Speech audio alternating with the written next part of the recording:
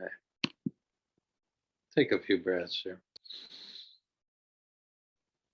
We're really starting with classical meditation where we'll be using words to give us a kind of view, you see, and it's good to just let go of other concerns and just sort of empty out so that you can be filled with hopefully something worth considering.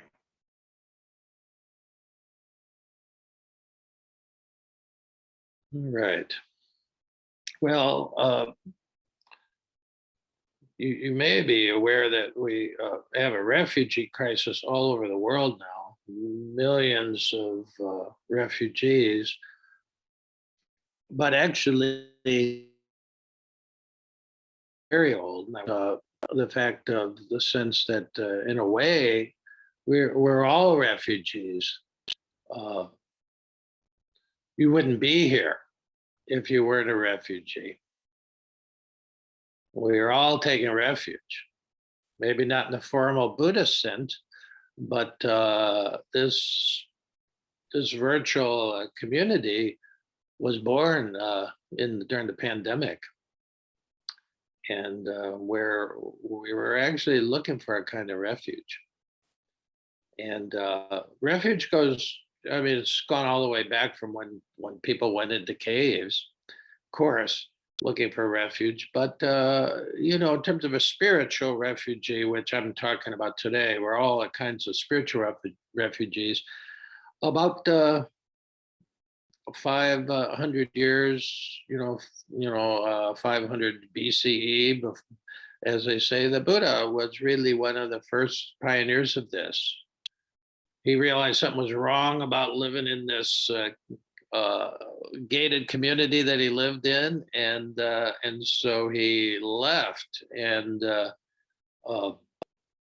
went out to the forest and then took refuge with a bunch of forest ascetics. And then he realized there was something wrong with their approach because it wasn't working, and so he took a different kind of refuge. But in the sense that we're talking about, in terms of spiritual refuge, is really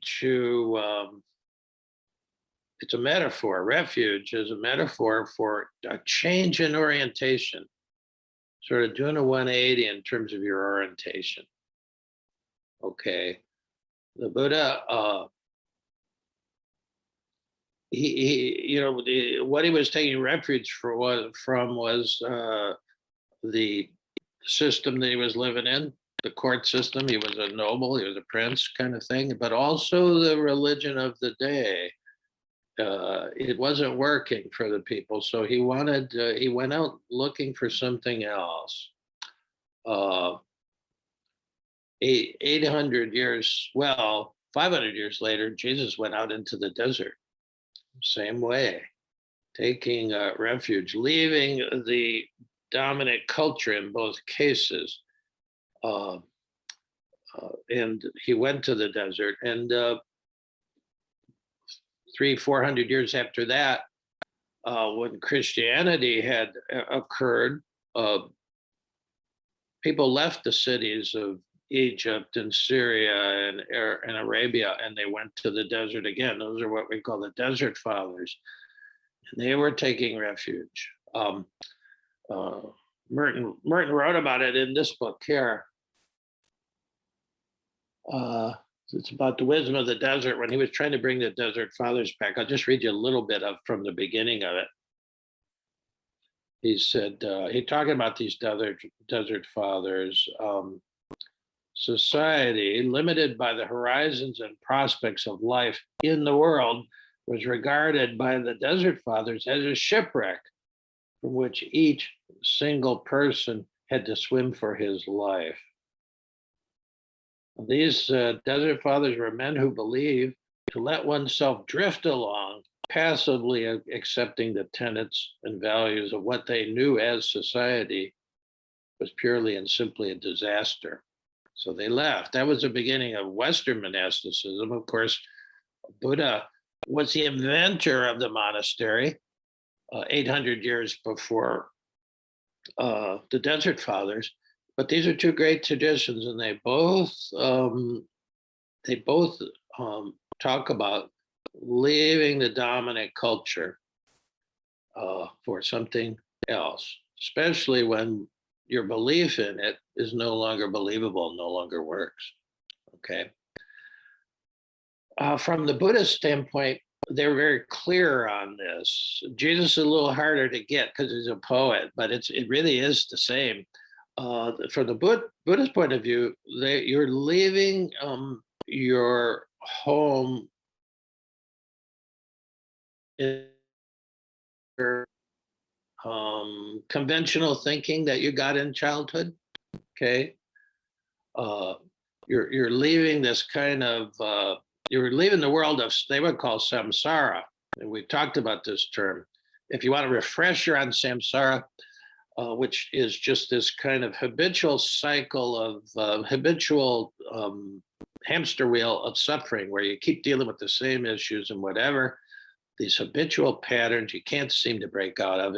And if you need a graphic picture of that, just go into your bathroom and flush the toilet and take a look at it. You know, that's samsara, that kind of whirlpool that holds you. Okay, so they wanted to take refuge from that. A lot of that has to do with the culture you live in, but it goes all the way back to the family you were born in. I mean, nobody has two Buddhists for parents, and they do the best they can, but they passed on the habitual patterns they got from their parents. Everybody's doing the best they can, but we get caught in these rigid ways of thinking and looking at the world. And so I want to talk about what the Buddha calls taking refuge. And there's the refuge in the three jewels. I just want to sort of give you a little bit on that, and then we can, we're living the three jewels here, as you'll see when we talk about them. So to take refuge in the three jewels, the first jewel to take refuge in is our intrinsic awakened nature. That's what it means to take refuge in the Buddha. The first thing is to take refuge in the Buddha. Now, the Buddha doesn't mean you have to become a Buddhist at all. It doesn't mean you're talking about the historical Buddha. It means to take refuge in your own Buddha nature, your own awakened nature of your basic goodness. Okay. And Buddhists have all kinds of ways of pointing to it. I started out with just a visual of the diamond. We have this precious gem. Okay. And so that's what the Buddhists call the Buddha nature. Well, of course, Jesus had the same imagery. It's not so clear in the Gospels. Again, he's a poet. He's a little harder to understand, but in the Gospel of Thomas, this one line, which is my favorite line from all the Gospels of Jesus, is, Jesus tells Thomas, he says, Thomas, if you bring forth what is within you, what you bring forth will save you. So, but if you don't bring forth what is within you, what you don't bring forth will destroy you. Why? Well, because he's talking about the same thing. He's talking about that inner spark of the divine that is our true nature. And if you never bring it forth, well, you've wasted an incarnation, you see. That's what the folks in centering prayer called the center. Merton said it's the center that's everywhere, whose circumference is nowhere. The language leads into the same, and you can go to Taoism, you can go into Hinduism, you can find this first jewel of your true nature in all the mystic traditions and all the contemplative traditions. In our culture, what is your true nature? Well, hell, you're a consumer. They know all about you. That's why, you look up something in Amazon, but you don't buy it. And then you start getting ads for that same thing all over the place, wherever you turn. They're tracking you, and they're trying to turn you into somebody who just buys stuff. I mean, we all buy stuff. We need stuff, but it's not the essence. So the first, you take refuge in the Buddha, which means you take refuge in the inside. The Buddhists, the Tibetans don't call themselves Buddhists, by the way. They call themselves Nangpa, and Nangpa means we're insiders. We know you gotta. They understand the first jewel is that everything you're looking for is inside. Problem with our culture is it's sort of a materialistic flatland, you know. So that's where we're taking refuge in the fact that we know there's something precious inside. We might not be able to recognize it. We might, just be doing this just out of sheer desperation because we didn't find it out here. Eventually, if you get old enough, you get tired of not finding it. And Rumi has a trickster kind of Sufi called Nasruddin, who he was a kind of trickster, kind of 7 on the Enneagram kind of trickster. And he was one time when all of his students came to his house for the session. Nasruddin was down like in the grass in front of his house looking around, and so there's 4 or 5 students there, and the one says, "What are you looking for?" And he said, "I'm looking for the key to the house." And the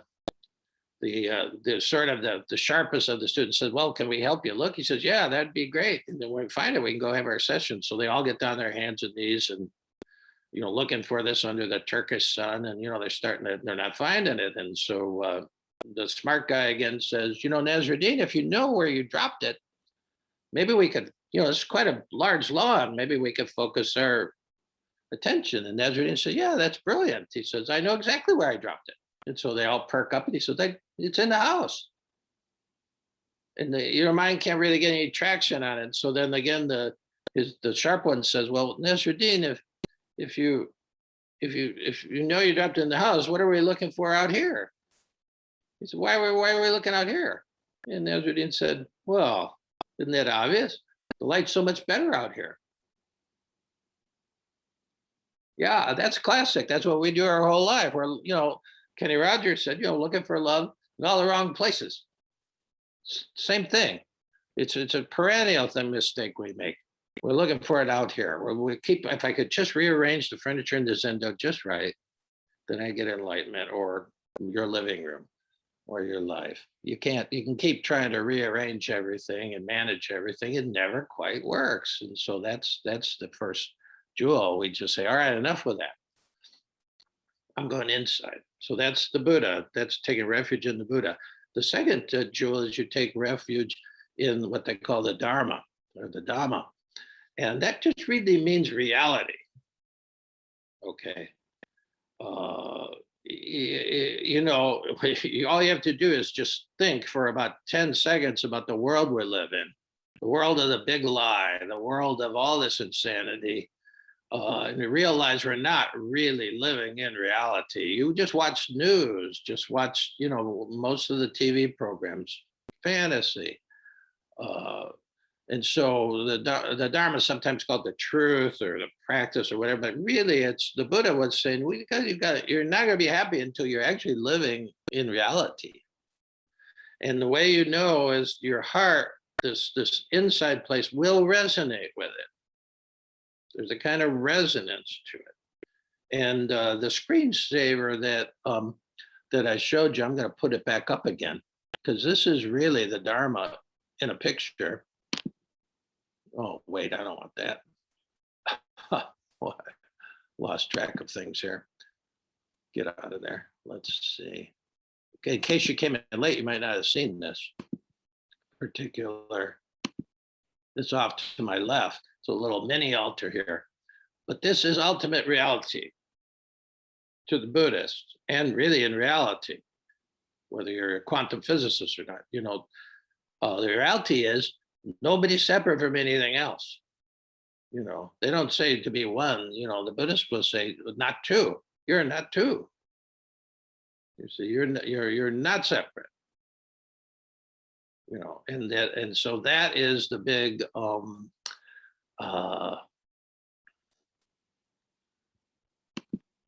that is the big a problem with our approach to life. We have this idea that I'm this separate self. We really do have a sense of that, and that's fine because it I put on my pants, you put on your pants, you're in your square here, and everybody has their own biography. But are we really separate?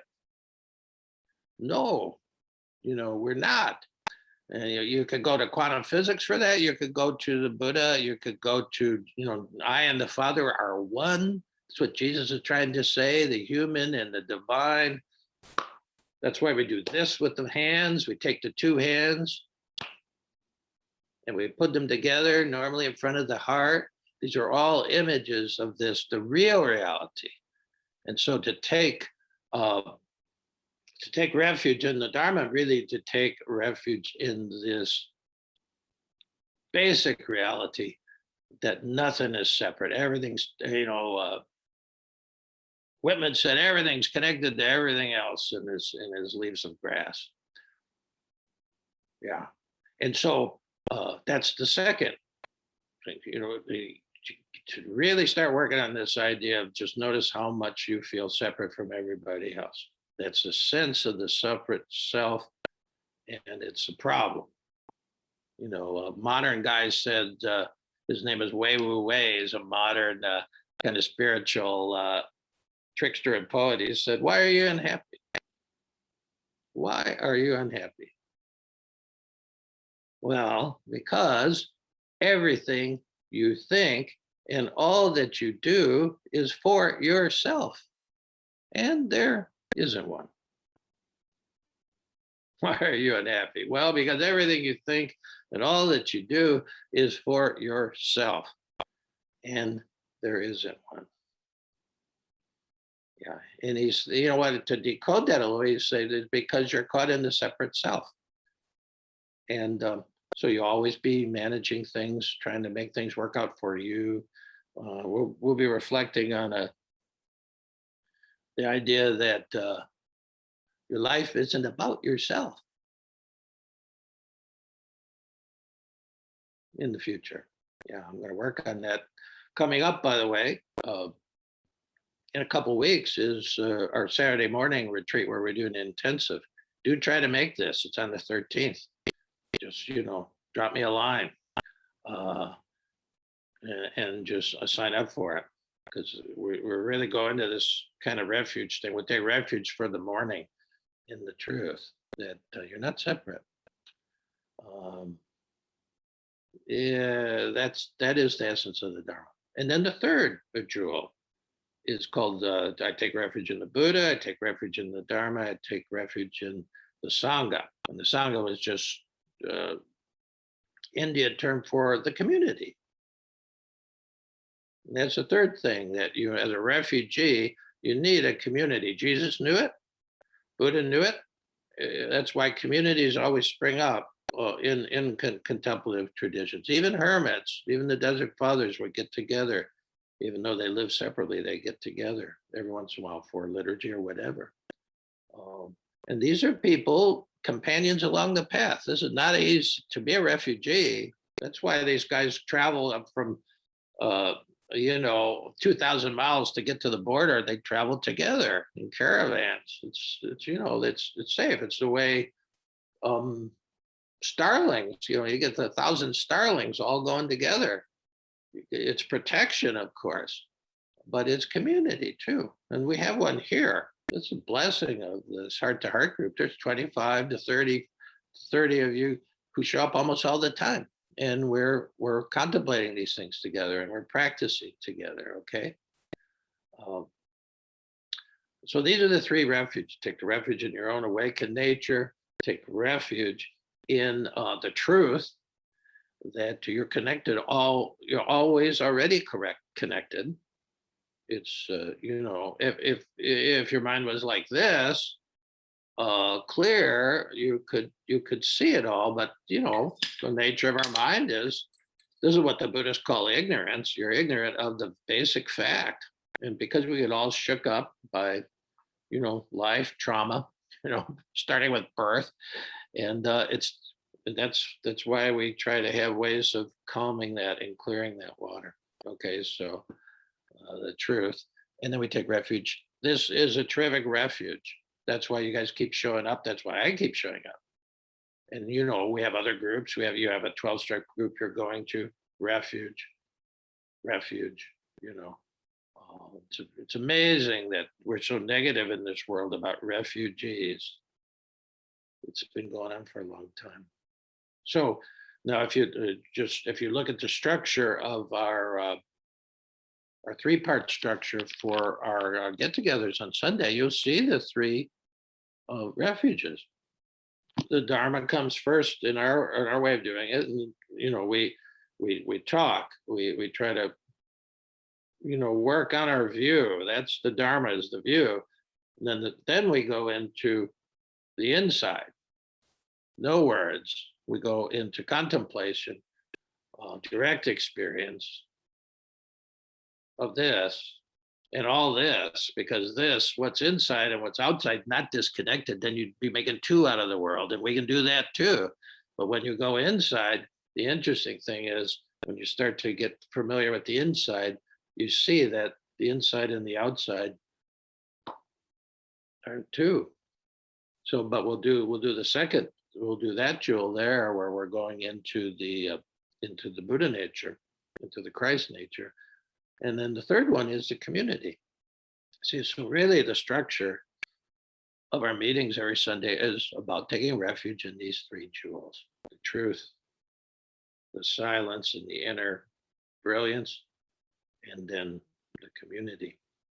That's why it feels so good to be here, at least for me. I think for you too, otherwise you wouldn't keep showing up. All right, well, let's go into the first jewel here. Let's go into our own inner space. Okay, so we can get into our meditation posture. We can bring on this recording has ended lady.